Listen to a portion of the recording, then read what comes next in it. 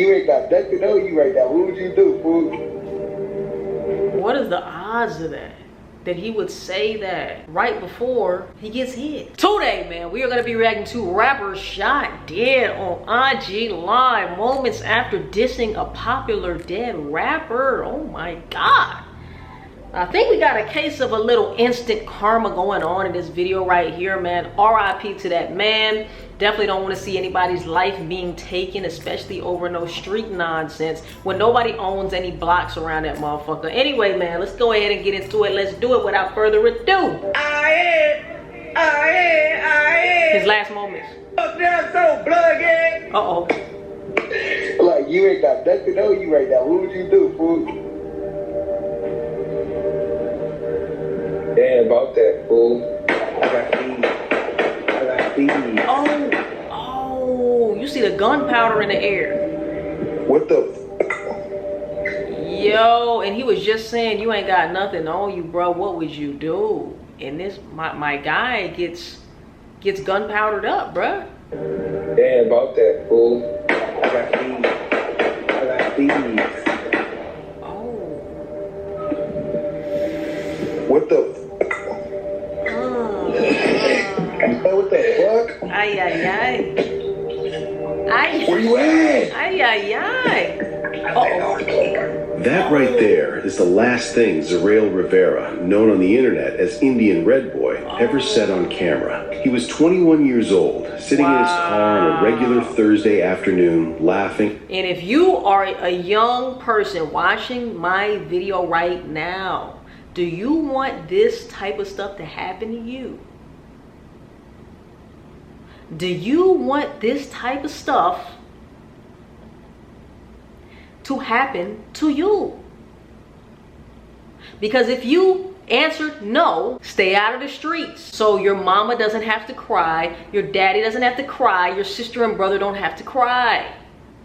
And we don't have to see you on these murder mystery shows at 21 murked out here, man. It is very, very sad because I know a lot of these people who are in that life, that's what they come from. So I'm not here to down anybody who just, you became a product of your environment. I can definitely understand that because who you surround yourself with, a lot of the times you do become, even if you don't want to become that. I get it. But if you can see a better life for yourself, man, this is not the way to go, bruh. And going live with his homie. Then someone walked up and changed everything. But before we get to that, you need to know who this kid. He looked like he could have been on boom, boom, boom, boom, boom, boom, boom, boom. Now tell me what you want to do, and it ain't no way. Was and what he did in the months before he died, because none of what happened makes sense without it. SH0T Rivera was born on February 14th, 2001, and grew up mostly in Long Beach, California. Oh boy, look like he could be my brother or something, huh? My little brother. California. Fuck down so blood gang. Well, we outside on blood. Man, just a senseless violence, and now he's gone, bro. That quick. If you ask the people who actually knew him, they would tell you he was not the kind of person you would expect to end up in the middle of something like this. His aunt. Why not? He's over here talking about blood this, blood that. How is anybody surprised here? Respectfully, you know? RIP to that man, but bro, you gotta know what you're signing up for. This is not a game, fam. He got a YouTube shirt on, so he was a YouTuber. If you ask the people who actually knew him, they would tell you he was not the kind of person you would expect to end up in the middle of something like this. His aunt, Jasmine Rivera, sat down with the University Times in 2022 and described a young man who just loved making people laugh wherever he went. She said he was goofy, caring, and full of energy. I told you, this could have been my little bro right here, man. This could have been my little bro right here, man. Sad. He played basketball at Jordan Sad. High School in Long Beach, collected shoes, put hot sauce on literally everything, and would randomly help elderly neighbors with their groceries and yard work without being asked. The big turning point in his life came when his mother, Shawana Rivera, passed away. She was his best friend, His mom? and when she died, his aunt said it left a hole in him that he carried every day after that. Zerael stepped up for his 4 younger brothers after losing her and took on more of a fatherly role in the house. But that same painful period also pushed him deeper into the streets. Let me guess, he didn't have a father either. He just had his moms, and when he lost his moms, he just went to the streets. Because that's probably the only place where he found love. His aunt was honest about it. He found in street life the sense of family and belonging that he felt like he had lost. I knew it. Over time, Zerael got connected to the Inglewood family Bloods, a well-known blood set in the South Los Angeles area, with some accounts also linking him to the Hollywood Pyru set out of Compton.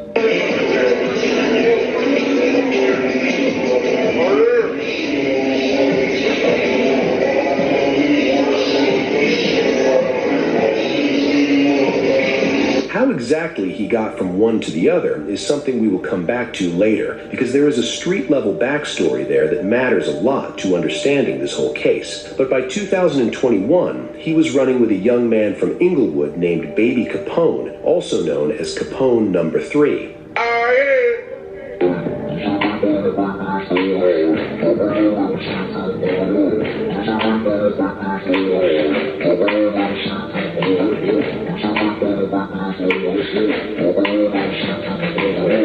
The two of them were inseparable, going live together all the time, building a little following and chasing clout wherever they could. The rap career was just getting started. He began by hanging around a local recording studio with friends, hoping someone would let him record, and eventually someone did. He was posting content on Instagram, going live regularly, building momentum. And another round. You get another round. Hey, you got another die, you got a die. And I'm sorry. He was still at the very beginning of that journey when things went completely off the rails. Now, to understand what Zerael and Baby Capone did in May of 2021, you have to first understand who Nipsey Hussle was to that community. Nipsey Hussle, born Ermias Askedam, was a rapper from the Rollin' 60s neighborhood Crips, who became one of the most respected people in South Los Angeles. This was not just because of his music, but because of the way he genuinely invested in the people and neighborhoods around him. He owned businesses on his block, created jobs for people from his community, and spoke openly about trying to break cycles of poverty and violence. So I think that economics is the answer.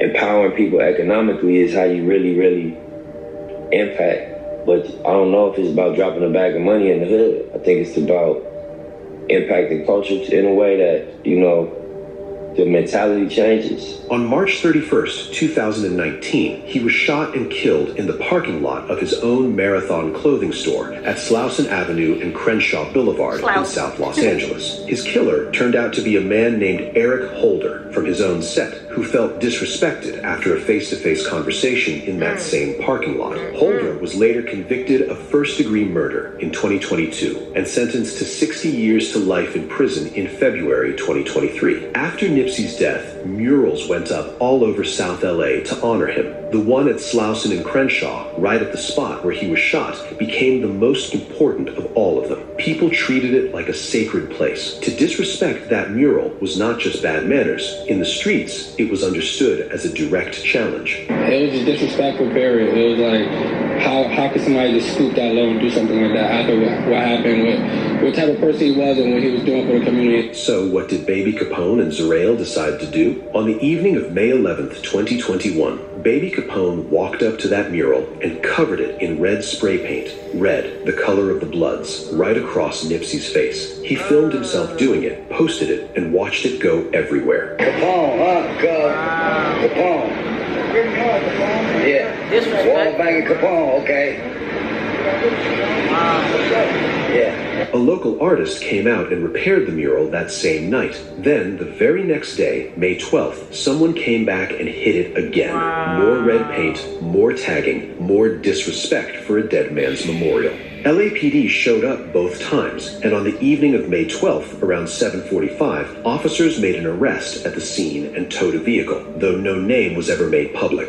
Baby Capone was the one caught on camera with a spray can, but Zerail showed up in the videos from those same days, laughing and dancing near the defaced mural, and joining Baby Capone on Instagram Lives, where they continued to mock rival neighborhoods and Crips-affiliated areas. He was not hiding. He was in it with his homie, enjoying every bit of the attention. In a community where Nipsey Hussle is held almost like a hero, that kind of behavior does not just get forgotten. It followed them, and 2 months later, it caught up. After the mural incident, Zerail and Baby Capone kept posting, kept going live, and kept making diss content about rival neighborhoods on social media, something Hawthorne police would later name as a specific part of their investigation for 2 months. There is something important to understand about social media and the kind of street life Zerail was living. Every live, post, and location visible in the background of a video is information that someone can act on. On July 8th, 2021, Zerail was parked in the rear carport of a large gated apartment complex at 14,124 South Chadron Avenue in Hawthorne, California.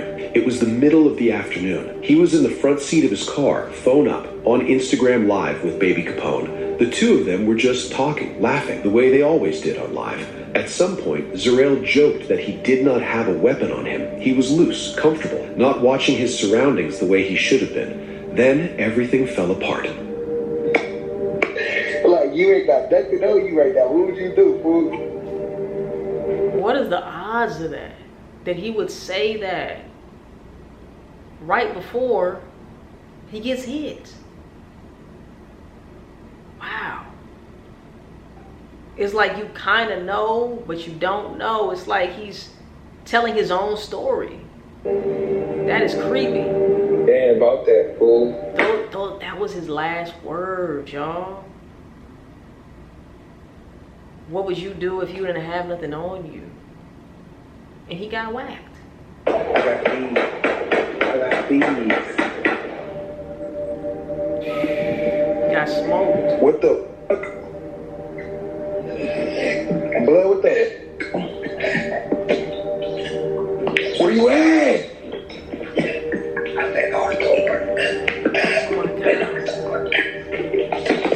He gone. He tried to see where he was at. Freaking out.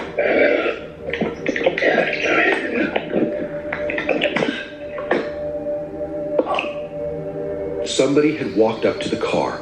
Multiple shots were fired at close range.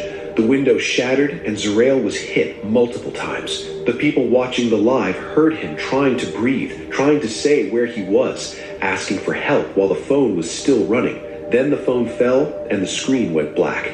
When Hawthorne police and Los Angeles County Fire Rescue... That boy, it sounded like he got shot in the neck, in the face, all types of stuff, man. He was donezo.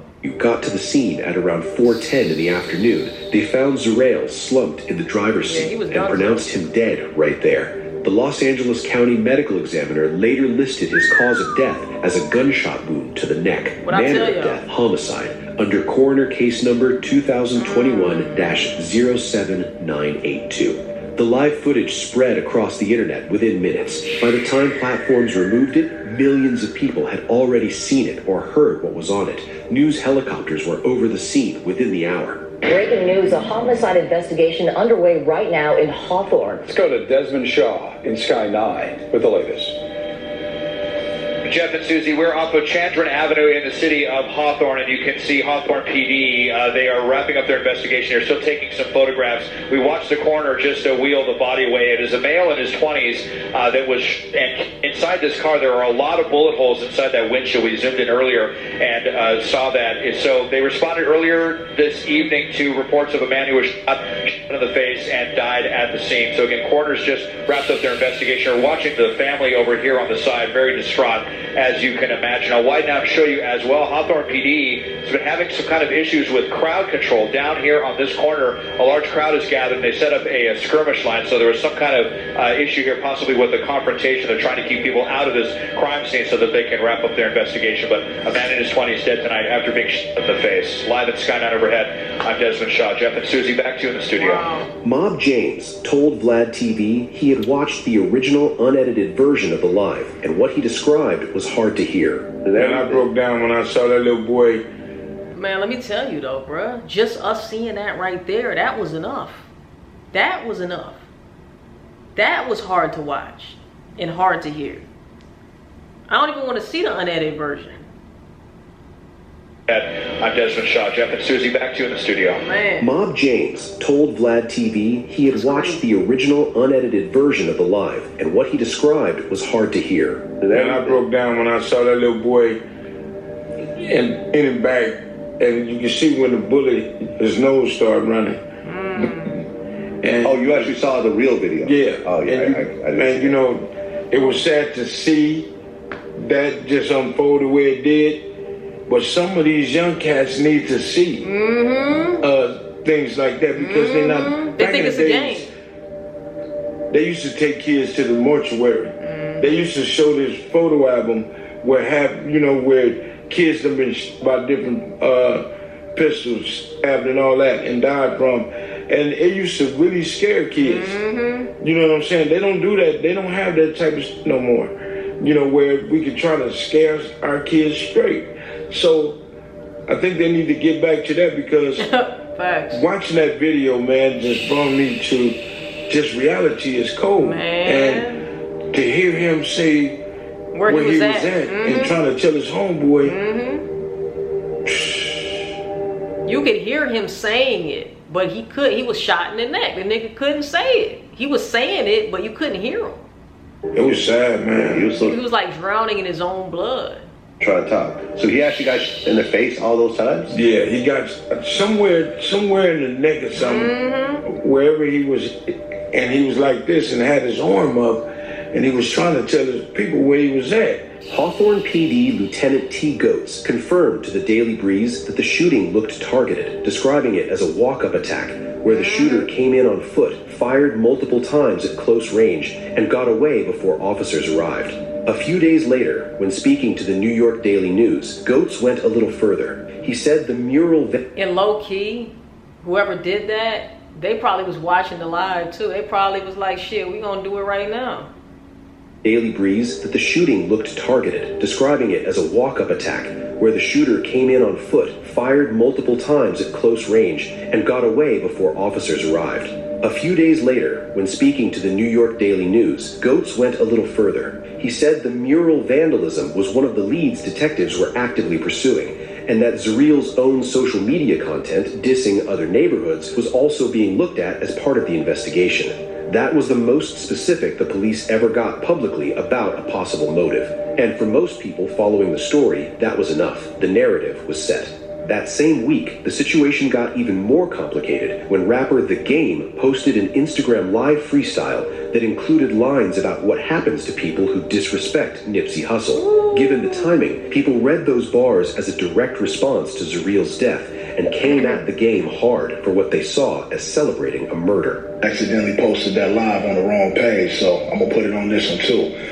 And speak on the situation that was brought to my attention this morning by the homies, by a gang of homies. Is in my DMs, is upset, feel away. I get it. Understand I mean no disrespect, meant no disrespect to no Pyrus, no Bloods, no LA, no bangers, period. But speaking on the Indian Red Boy situation, number one, RIP to the homie. Love to his whole family, his immediate family, his close homies, the whole Inglewood family, blood card, and it's all the Pyrus, Damus across the world, period. If anybody felt a certain way or felt disrespected by, what I said, number one, I've been wrote in bars, been in my phone since like May or April. And, yesterday I decided to put it out on the live, bad timing on my behalf.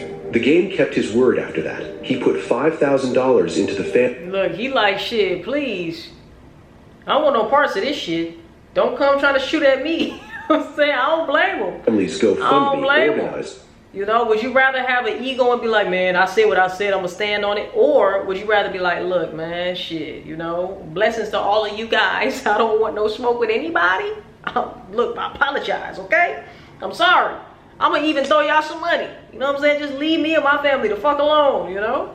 I don't blame him. By Zareel's Aunt Jasmine and helped push it past the $10,000 goal. WAC 100 later said the donation had been his idea and that the game came through without any hesitation. On the investigation side, Hawthorne PD detectives pulled surveillance footage from the apartment complex and the streets around it and kept working their leads. But no suspect was ever publicly named. No arrest was ever made. And you know the streets ain't gonna say shit. Here is where the case gets a lot more complicated than the viral version of events made it seem. Once the police mentioned the mural as one of their leads, the internet made that the whole story. But the people who actually had knowledge of what was happening in those streets told a very different version, and that version has never been officially confirmed or denied.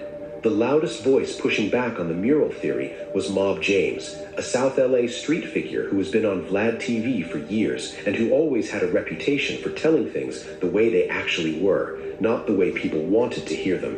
He said plainly that he did not believe Nipsey's mural had anything to do with why Zareel got killed. He had a whole different situation. Was it over a girl or something? Yeah, or? That was a whole different situation. So what happened over the girl? I heard that also. Well, him and the girl was messing around, and him and another who they both was involved with the girl called or whatever. I wasn't there, so if I elaborate there, people gonna say, how the fuck you know?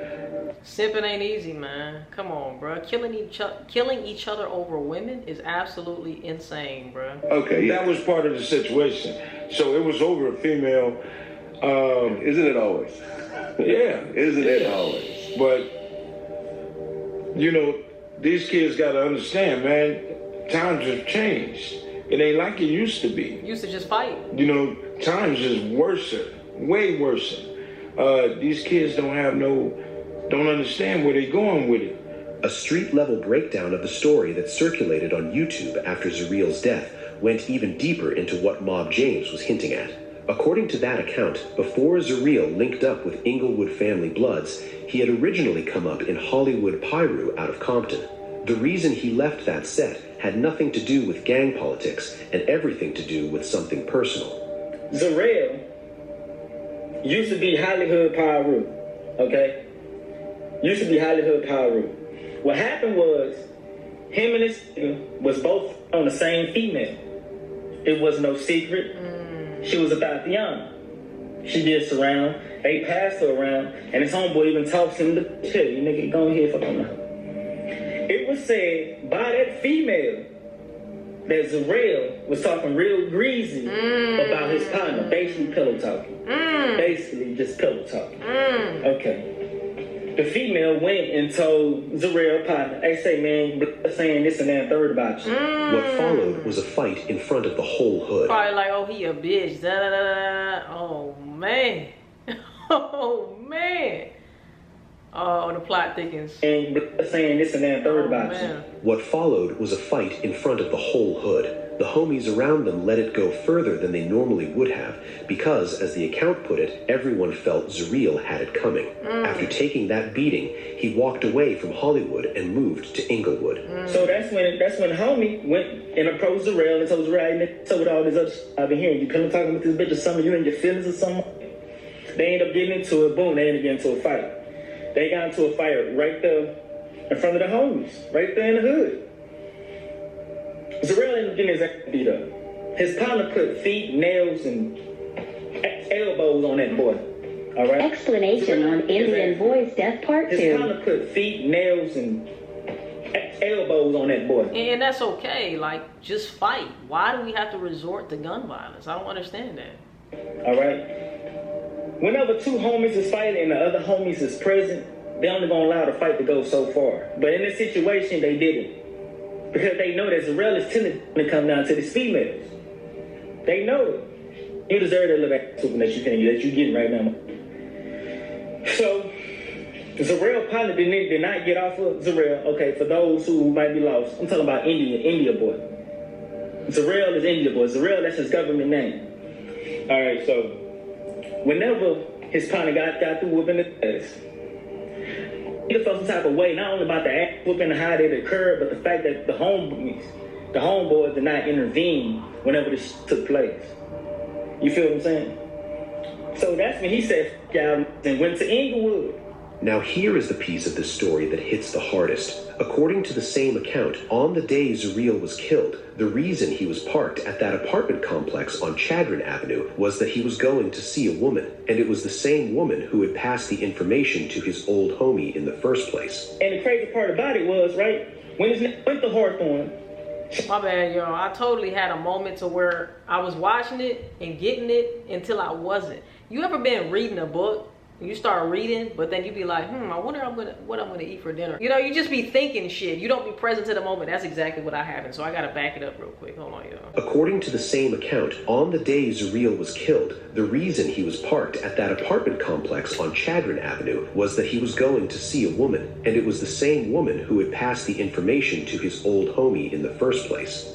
So let me find out that that woman was a setup girl, like set up the whole shit. Let me find out that she set the shit up.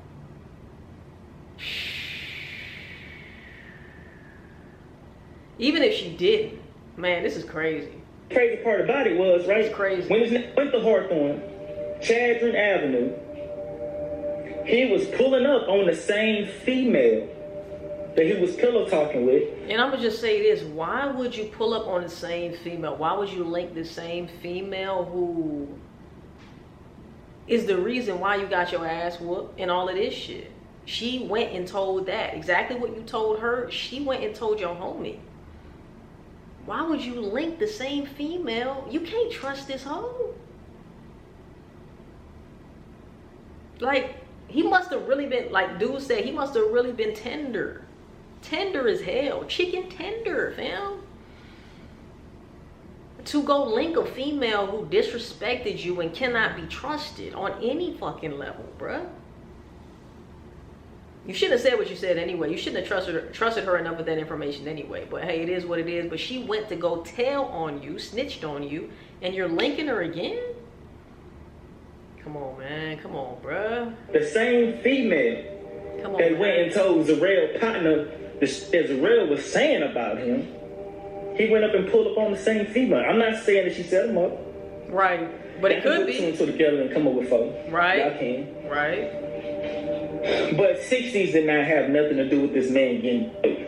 That last line matters. Nipsey said the Rollin' 60s never publicly claimed responsibility for Zuriel's death on any platform or any social media page. In the world these men moved through, when a crew retaliates for something real, they do not usually stay quiet about it.